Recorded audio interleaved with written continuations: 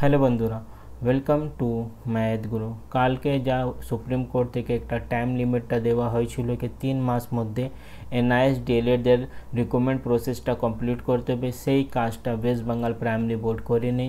এরপরে ওয়েস্ট বেঙ্গলে NIS D.El.Ed candidate পাশে শুধুমাত্র একটাই অপশান আছে কি আবার নতুন করে কন্টেম্প অফ কোর্ট কেসটা ফাইল হবে।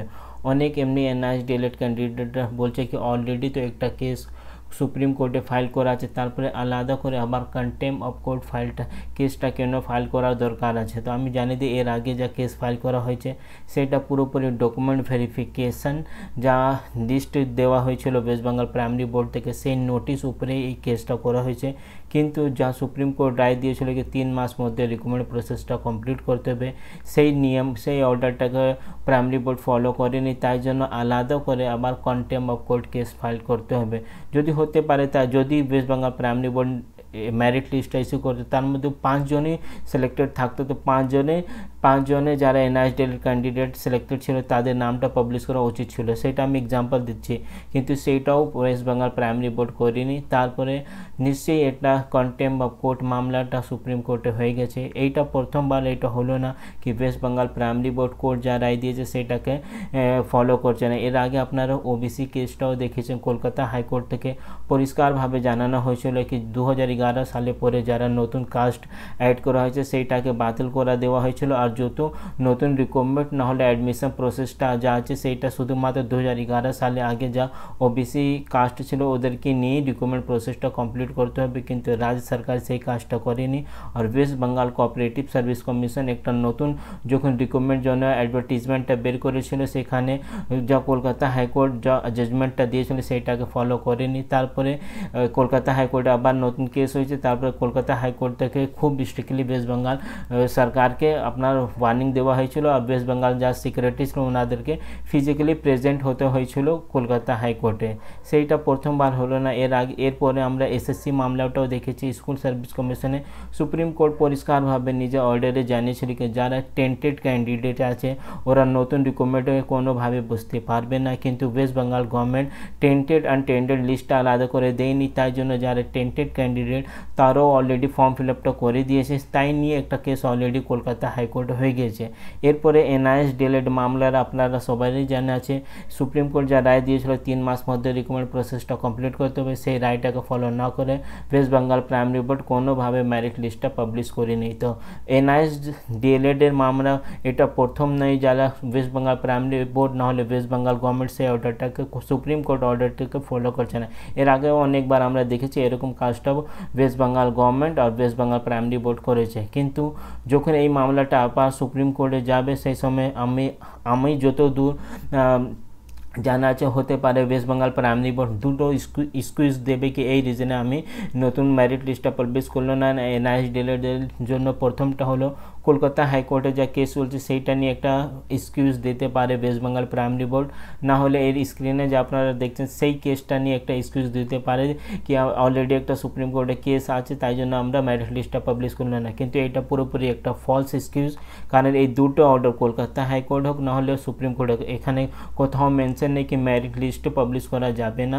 সেটা পুরোপুরি ওয়েস্ট বেঙ্গল প্রাইমারি বোর্ড নিজে ইচ্ছা দিয়েই করেছে, কোর্টে কোথাও এই অর্ডারটা মেনশন নেই। তারপরে একটা যদি কন্টেম্প অফ কোর্ট হেয়ারিংটা হবে তো প্রথম হেয়ারিংয়ে খুব বেশি কি হতে পারে, আমি যত অন্য কেসটা দেখেছি বিশেষ করে উত্তরাখণ্ডে এরকম একটা মামলা হয়েছিল যেখানে contempt of court case already Biswanath sir file করেছিল। সেখানে প্রথম হেয়ারিংয়ে কি হয়েছিল, সেখানে প্রথম হেয়ারিংয়ে যা রিক্রুটমেন্ট এজেন্সি যেমনি আমাদের প্রাইমারি বোর্ড রিক্রুটমেন্ট এজেন্সি আছে, প্রথম হেয়ারিংয়ে এটা হতে পারে ওদেরকে একটা নোটিশ পাঠানো হবে কি কেন সুপ্রিম কোর্ট যা অর্ডার দিয়েছিল সেটাকে ফলো করা হলো না।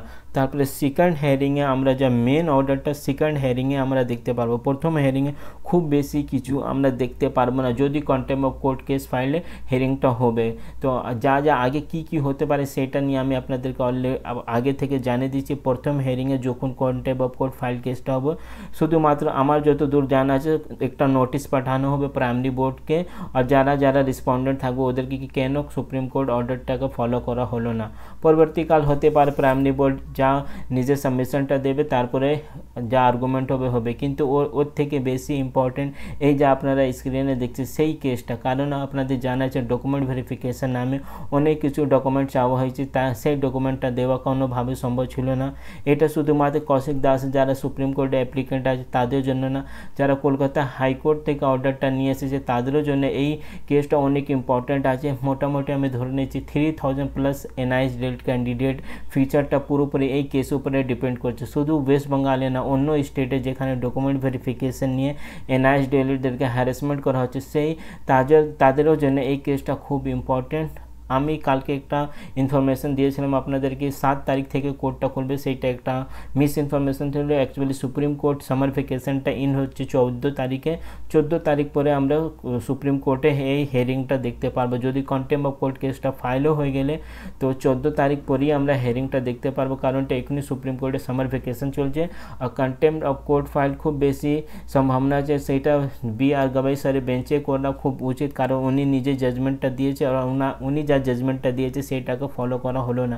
নিশ্চয়ই এটা পুরো শুধু পার্সোনালি BR গবাই স্যারের বেঞ্চে উঠবে সেটা বলা ঠিক না, কিন্তু এই বেঞ্চে উঠে গেলে অনেক ভালো হবে, কারণ BR গবাই স্যার পুরো মামলাটা অলরেডি জানে কি কী করে এই ডিগ্রিটা করানো হয়েছিল, কি করে স্টেট গভর্নমেন্টের রেসপন্সিবিলিটি ছিল কি কারা কারা আনট্রেন টিচার আছে ওদেরকে আইডেন্টিফাই করে NIS DELEDদেরকে পুরো ডেটাটা পাঠাতে হবে। আমি একটা হিয়ারিং আপনাকে দেখিয়েছিলাম BPSC TRE 3.0 যখন সুপ্রিম কোর্টে কেসটা চলেছিল, সেখানে জাস্টিস BR গবাই পরিষ্কারভাবে বলেছিল কি NIS DELEDকে তো স্টেট গভর্নমেন্টটাই পাঠিয়েছে কি কারা কারা আনট্রেন টিচার আছে, তারপরে অ্যাট প্রেজেন্ট কোন স্টেট গভর্নমেন্ট এটা বলতেই পারে না কি এই ক্যান্ডিডেটরা যারা NIS থেকে DELED করেছে ওরা টিচার নাই। তাহলে দেখা যাক কি হতে পারে, কিন্তু নেক্সট উইক না হলে 1 থেকে 2 উইক মধ্যে কন্টেম্প অফ কোর্ট ফাইলটা হতে পারে, সেইটা প্রবল সম্ভাবনা আছে। যখন কন্টেম্প অফ কোর্ট কেস ফাইলটা হবে সেটা আমি আপনাদেরকে জানিয়ে দেবো। প্লাস গুয়াহাটি হাইকোর্টে একটা মামলা চলছে কন্টেম্প অফ কোর্টটা নিয়ে, সেই মামলাটা শুধুমাত্র গুয়াহাটির জন্য না, যদি হাইকোর্ট থেকে কিছু NIS DELED পক্ষে জাজমেন্টটা চলে আসে আমরা সেই জাজমেন্টটাকে রেফারেন্স দিয়ে কলকাতা হাইকোর্ট না হলে সুপ্রিম কোর্টে আমরা ওখানে দেখিয়ে দেবো কি দেখুন অন্য কোর্ট যেরকম গুয়াহাটি হাইকোর্ট আমাদের পক্ষেই জাজমেন্ট দিয়েছে, সেই জাজমেন্টটাকে আমাদের নিশ্চয়ই আমাদের কোনো না কোনো বেনিফিট সুপ্রিম কোর্ট না হলে কলকাতা হাইকোর্টে পাবো। তো আমি গুয়াহাটি হাইকোর্টে কী হচ্ছে সেটাও আমি খোঁজ নিচ্ছি। তাছাড়া ত্রিপুরা হাইকোর্টে অলরেডি একটা মামলা চলছে NIS DELED নিয়ে, মিজোরাম হাইকোর্টে একটা মামলা চলছে NIS DELED নিয়ে, বিশ্বনাথ সাল অলরেডি একটা মামলাটা সুপ্রিম কোর্টে ফাইল করে রেখেছে। সেই হিয়ারিংয়ের next date computer generated date যা হচ্ছে 22/7/2025 আছে। তার মধ্যে কোনো NIS রিলেটেড কোনো নতুন আপডেট আসলে আমি আপনাদেরকে জানিয়ে দেবো। আপনারা যদি চ্যানেলে নতুন থাকলে চ্যানেলকে সাবস্ক্রাইব করুন। Thank you.